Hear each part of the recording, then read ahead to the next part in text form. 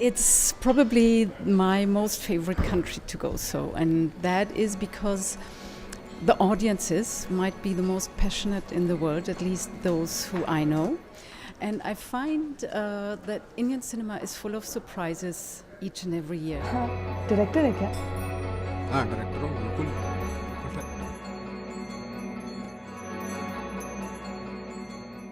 On the fourth day of the Dubai International Film Festival, an industry panel on New India film reality took place. Panelists Ashim Aluwalia, Saurav Sarangi, Rajkumar Yadav, Nishtha Jain, Joy Matthews and Anand Gandhi were present. We got a chance to catch up with them and talk to them about their upcoming movies. Actually, taking the extracts from different regions. You mentioned that you would rather be known individually as a filmmaker rather than being clubbed with other Indian filmmakers.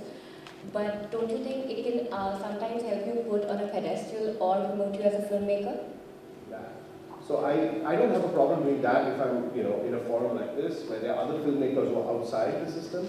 But I don't want to be clubbed with a certain kind of Bollywood independent multiplex film because I don't think I make that. So I just think that that's not what I do. I feel closer to people that are working really off mainstream and documentary spaces, people that are working regionally in other parts of India. We first met up with Mr. Anand Gandhi, who directed Ship of Theseus. Let's have a look at that.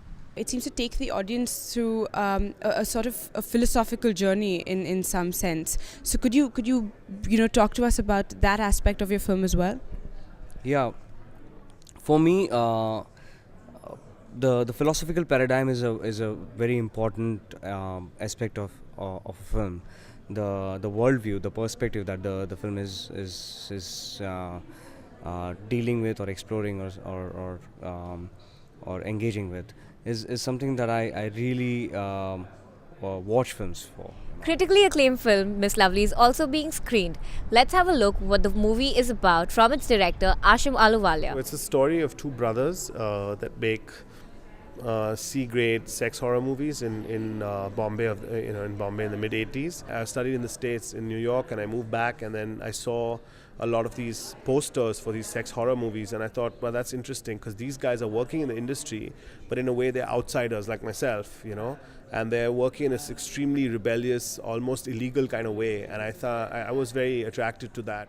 Saurav Sarangi's documentary about the emotional pain of a 14-year-old is another movie that is being eagerly anticipated at the festival this year. I brought this film called Chor, The No Man's Island. It got selected in Dubai Film Festival. It deals with a border that exists between two countries, India and Bangladesh. The border was fixed on a river. You can fix a border, but you cannot fix the river. The river keeps moving, so do the people who live by the river.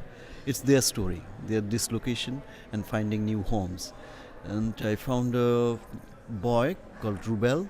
It's his real life story. Next, we caught up with Rajkumar Yadav, the main lead of Shahid. With Shahid Azmi, I could absolutely relate to him, and when I got the film, and I had no idea about who Shahid Azmi was before I got the film. I signed the film. So when the more I got to know him, the more I realized that somewhere his and my thinking was same. He didn't believe in any religious thing. I'm quite the same thing. Like, he works for people who were not able to help themselves. So somewhere we connected in that way. Another interesting story comes from the region of Bundelkhand in India, conveying a group of women's fight against oppression. Let's hear it from the director Nishtha Jain. What is it about Gulabi Gang that prompted you to make a film on them, a documentary? Especially the location where they come from, Bundelkhand, which is, it's a country of bandits, and this is also where women are really badly oppressed. Thousands of women are killed every year sometimes for dowry, sometimes for no reason at all. And in this area, such strong group of women to emerge in itself is fascinating. Number two, most of the women are uneducated, so they are self-made, and they have this sort of brand of homegrown feminism, which we may have certain issues with. But what is interesting is that it's a sign of life. One, and the fact that wherever there's oppression, women are reacting against it. So that means feminism is living. We hope you enjoyed our special edition of the Indian Cinema in Focus at the Dubai International Film Festival.